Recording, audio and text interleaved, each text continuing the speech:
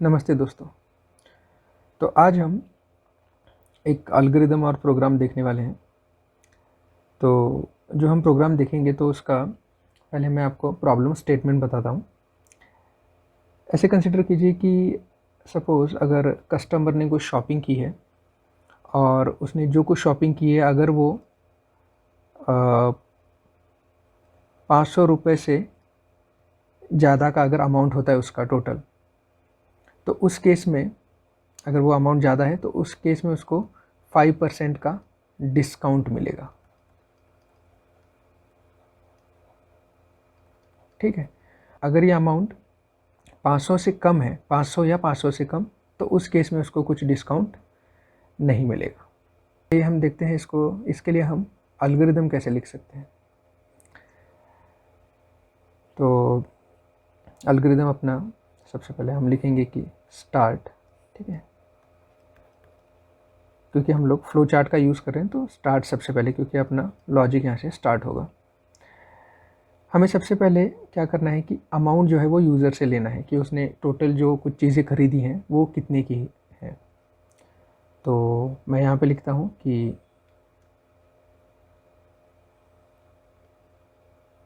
Input amount.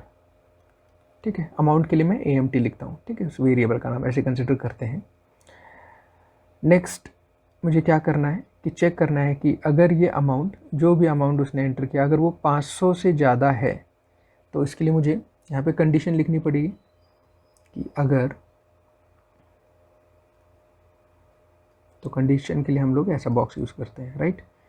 तो मैं लिखूँगा कि अगर if amount is greater than 500, तो उस केस में मुझे क्या करना है, अगर ये कंडीशन ट्रू होती है, अगर ऐसा है, तो उस केस में मुझे उसे 5% का डिस्काउंट देना है।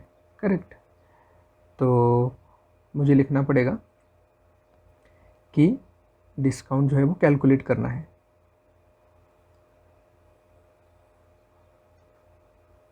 तो मैं यहाँ पे लिख रहा हूँ कि डिस्काउंट इज इक्वल टू जो भी है अमाउंट उसका 5%। करेक्ट।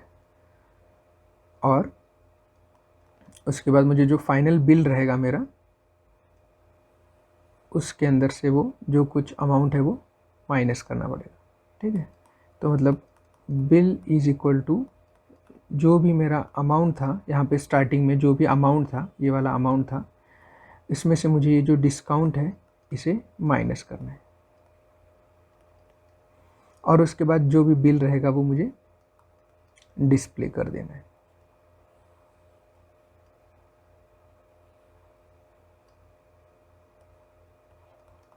Display bill. अब ये तो बात हो गई कि अगर 500 से ज़्यादा अगर अमाउंट रहता है तो डिस्काउंट कैलकुलेट हो जाएगा, लेकिन अगर अमाउंट 500 या 500 से कम है तो उस केस में तो डिस्काउंट कैलकुलेट होने की ज़रूरत ही नहीं है। करेक्ट। तो यानी ये कंडीशन अगर ये फॉल्स हो जाती है तो उस केस में हमें ये डिस्काउंट कैलकुलेट नहीं करना है। तो फॉर्मूले में तो हमने यहाँ पे डिस्काउंट लिखा है जो हम लोग कैलकुलेट कर रहे हैं। तो हमें क्या करना पड़ेगा, हम लोग क्या करते हैं यहाँ पे कि एक डिस्काउंट नाम का एक वेरिएबल लेते हैं यहाँ पे, और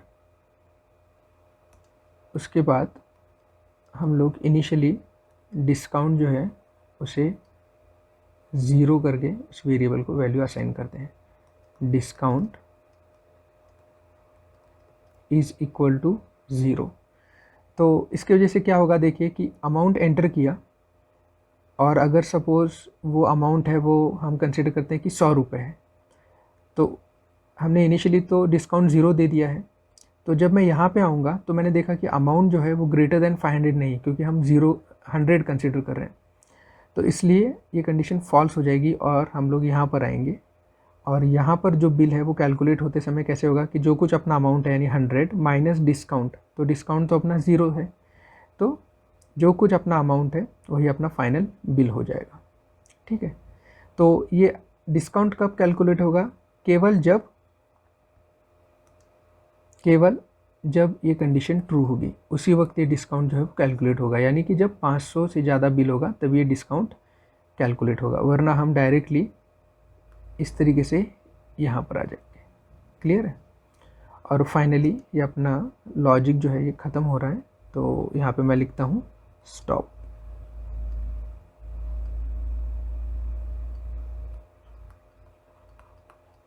ठीक है, तो ये जो कुछ मैंने अभी एल्गोरिथम लिखा है, तो अब मैं क्या करता हूँ, इसी चीज़ को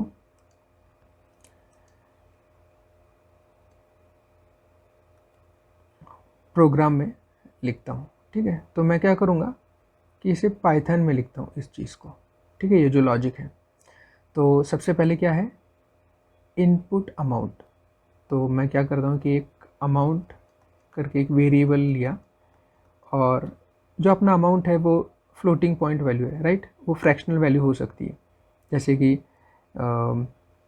50 रुपये 50 पैसे फॉर एग्ज़ाम्पल। एनीवे आजकल पैसे यूज़ ही नहीं होते हैं, लेकिन मैं एनीवे यहाँ पे इन टर्म्स ऑफ पैसे लिखता हूँ। ठीक है, तो यहाँ पे मैं लिखूँगा कि एक फ्लोट वैल्यू हो सकती है, तो मैं लिख रहा हूँ कि फ्लोट, और इनपुट फंक्शन के हेल्प से मैं यूज़र से वो वैल्यू ले रहा हूँ कि अमाउंट, टोटल अमाउंट कितना हुआ उसका।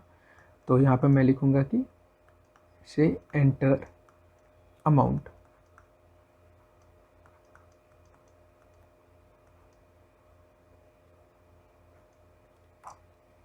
ठीक है, थोड़ा सा ऐसे करता हूँ। अब नेक्स्ट मुझे क्या करना है, ये डिस्काउंट नाम का वेरिएबल लेना है, तो मैं लिखता हूँ यहाँ पे डिस्काउंट इज इक्वल टू 0, और उसके बाद मुझे ये कंडीशन लिखनी है, राइट? ये कंडीशन लिखनी है, तो ये कंडीशन किस में आएगी, इफ़। तो मैं लिखता हूँ इफ़ अमाउंट, जो भी अमाउंट है, अगर वो ग्रेटर देन 500 है,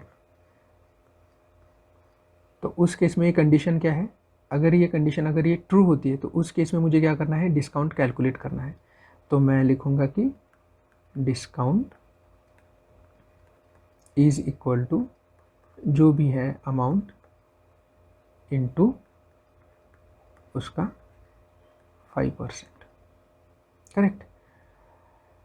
और ये केवल इफ़ के अंदर आएगा, और अगर ये कंडीशन ट्रू होती है तो डिस्काउंट कैलकुलेट हो जाएगा, और अगर नहीं होती है तो ये कैलकुलेट नहीं होगा। तो हम इफ़ के अब बाहर लिखेंगे, तो हमें क्या लिखना है, ये चीज़ लिखनी है कि बिल को कैलकुलेट करना है। तो मैं यहाँ पे लिखता हूँ कि बिल इज़ इक्वल टू जो भी मेरा अमाउंट है माइनस उसमें से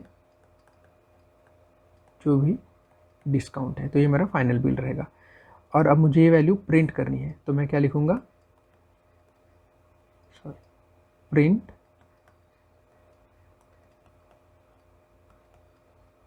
बिल इज इक्वल टू, लिखता हूँ बिल। ठीक है, और ये प्रोग्राम अपना यहाँ पे ख़त्म हो गया। तो आइए अब इसी प्रोग्राम को मैं आपको एडिटर में लिख के दिखाता हूँ। ठीक है, तो देखिए, सबसे पहले मैंने लिया अमाउंट वेरिएबल, और यहाँ पे मैं लिखूँगा कि float input enter amount, right? उसके बाद मैं यहाँ पे लिखता हूँ कि डिस्काउंट, क्योंकि हमें वेरिएबल लेना है डिस्काउंट, राइट? और उसे 0 इनिशियलाइज करना है। नेक्स्ट मुझे कंडीशन लिखनी है। ठीक है, मुझे क्या करना है, इस कंडीशन को लिखना है। तो मैं लिखता हूँ if amount is greater than 500, तो उस केस में मुझे क्या करना है, डिस्काउंट कैलकुलेट करना है। तो मैं लिखता हूँ discount is equal to amount into 5 divided by 500, यानी मैंने यहाँ पे 5% कैलकुलेट किया। और उसके बाद मैं इससे बाहर निकला और मैं यहाँ पे बिल, अब फाइनल बिल जो है वो कैलकुलेट करूँगा। तो मैंने लिखा bill is equal to amount minus discount, और मैं उसे प्रिंट कर दूंगा। Print bill is equal to जो भी मेरा बिल है वो। ठीक है, तो आइए इस प्रोग्राम को अब रन करते हैं।